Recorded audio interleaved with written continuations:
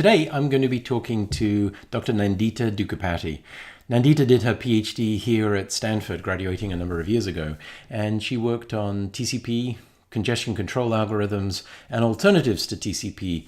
She popularized in particular the term flow completion time as a metric for TCP, in addition to some of the other metrics we normally use like fair share, high throughput. And she proposed specific alternatives to TCP that bring mechanisms into the network to try and reduce the flow completion time. Anyway, today she works at Google, where she continues to work on a number of different congestion control mechanisms, and I invited her here today to talk with us about some of the things she's learned along the way. Nandita, what are the shortcomings of TCP and the congestion control algorithms that we learn about in class, such as TCP Reno, New Reno, etc.? Yeah, so over time, essentially, as the network bandwidth increased and as various different kinds of applications came over the internet, these networks and applications challenged TCPs in many new ways. Let me give you a few examples. The first one being TCP, Reno, New Reno, and even the newer congestion control algorithms such as cubic are fundamentally loss-based algorithms wherein they pump bits into the network until the queues in the network overflow and a loss is triggered, in response to which they modulate the rate. The problem is that these TCPs require the loss rate to be extremely small, such as 1 in 80,000 segments, to sustain a link rate of 10 gigabits per second over a 200 milliseconds link. So that turned out to be one of the big problems a decade back when physicists were transferring large amounts of data over transoceanic links. But besides that, we have a slew of newer problems. For example, consider the web traffic, which have extremely short transactions, request-response transactions, such as one would find in HTTP, or even RPCs, that is remote procedure calls within a data center. These are all request-response transactions. The problem is, consider every TCP connection starts with a 1 RTT overhead. This can be significant if the request is just a single packet, or if the response is it's a 50% overhead. Or consider the slow start, where the algorithm ramps up its congestion window over time. It starts with a small congestion window and ramps up in every round trip time. That is too slow for short transfers, such as what you find in web transactions. Not just that, even the loss mechanisms in TCP are not very optimal for short flow performance. In fact, measurements on Google servers show that lossy HTTP responses take about 10 times longer than those which have experienced no losses over very similar networks. So, and then there are several other problems, such as over the internet these days, switches and routers are vastly, have large amounts of buffering. Now, back in 2 decades back, where throughput was a concern, these congestion control algorithms were designed to fill up these buffers until the buffers actually overflow. But the problem is buffers have gotten larger, introduced, and as a result, these introduce large amounts of delays, especially for short transactions that just whiz by and lost an RTT or a couple of RTTs. And there are also problems at the other extreme end. We also have switches and some routers with extremely small amounts of buffering. And that is also a problem for TCP, because extremely small amounts of buffering causes losses in bursts for bursts of or packet trains of packet arriving, lose a packet or two almost accidentally. TCP treats these burst-related losses as congestion losses and drastically reduces its congestion window. And as a result, the links are not being able to be filled completely. So in both extremes, TCP's congestion control actually does not work very well. The A more interesting problem that has come up in recent times is the interaction between browsers and TCP. So the way browsers work today is they open several dozens of connections in order to be able to download the resources from the web pages. So, for example, if you go to images.google.com and search for, say, cats and kittens, then it makes several connections to images1.google.com, images2.google.com, and so on. And so you have a sudden influx of these HTTP responses coming to your cable or DSL link. It's almost like a flash crowd scenario. There isn't much of congestion control you can exert on each of these responses because each of these is a very tiny entity, but taken together, they actually create some bad problems such as overflowing the buffers, increased delay, queuing latency, and so on.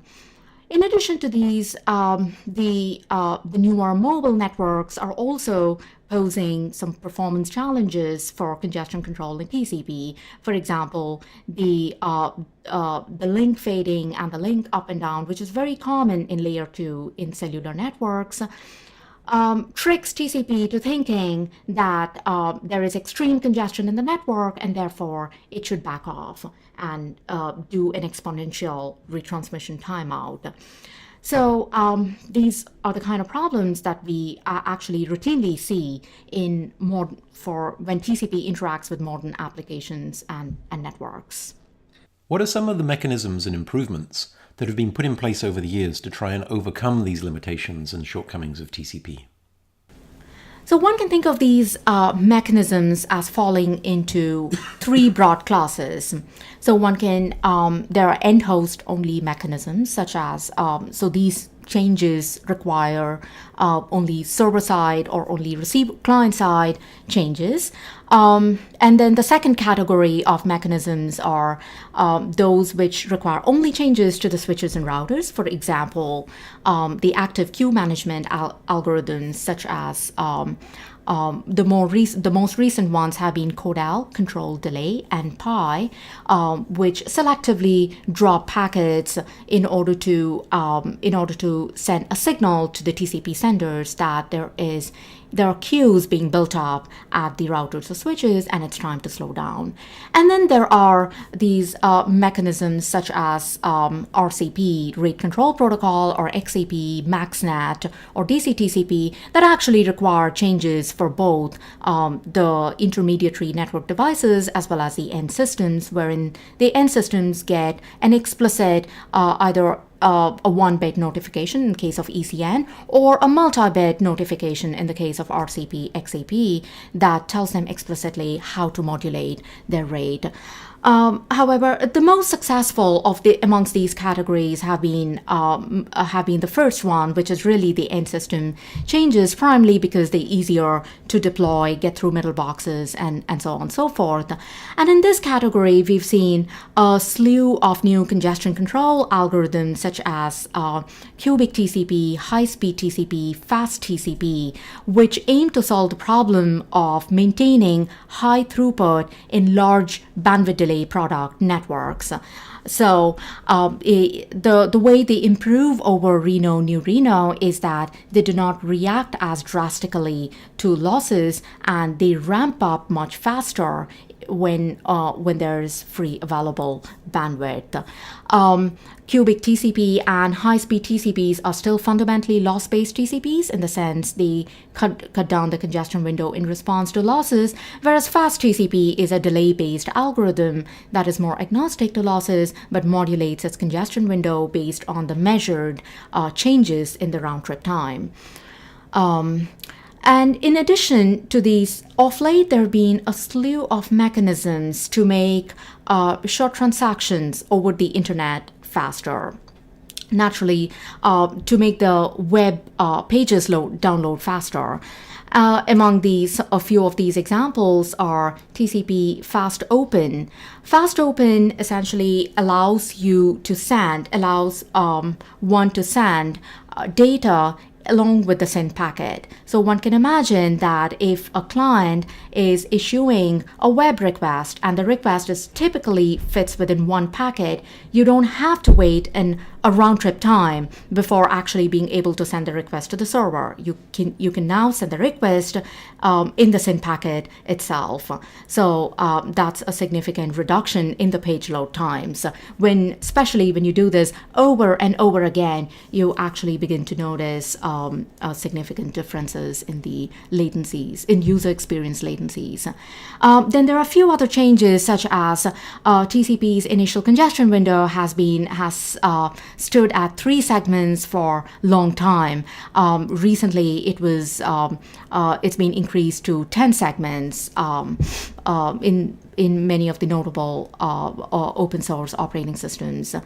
There are other changes, for example, proportional rate reduction, which actually makes the fast retransmit algorithm more efficient. What the fast retransmit algorithm in TCP has been found, it's either extremely bursty or too timid. What proportional rate reduction does is it actually smooths out the fast retransmit and the fast recovery to pump in just the amount of data that has been delivered to the receiver, and therefore makes the recovery of losses in short flows much smoother.